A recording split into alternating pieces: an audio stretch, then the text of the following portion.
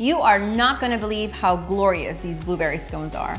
They're also super easy to make considering that they're not baking with regular flour. And the taste? Check out the video and see.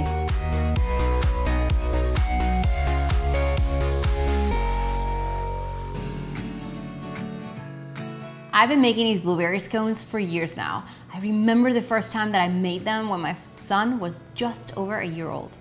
I was photographing this recipe for my blog when he was just sitting there, just outside the camera frame, waiting to devour these. Okay, this totally deserves a photo. Yep, unreal. That's what he thought too. They are totally kid approved and I've personally eaten my fair share. They're made with almond and coconut flour. The almond flour is not like regular flour, it's just ground up almonds. And coconut flour is, well, you guessed it, ground coconut.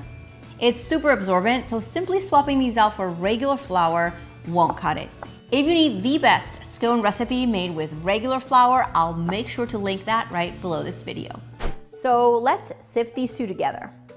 Now we add honey, egg, milk, melted coconut oil, although you can use butter or ghee, lemon zest, baking soda, and salt.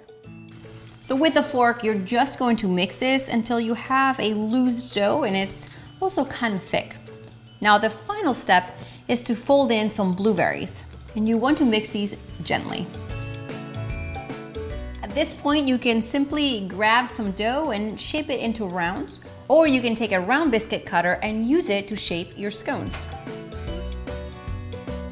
I have a little bit more milk here that I'm just going to brush the tops of the scones. The milk is going to give these a beautiful golden color. In the oven they go for 18 to 20 minutes until they're golden brown around the edges.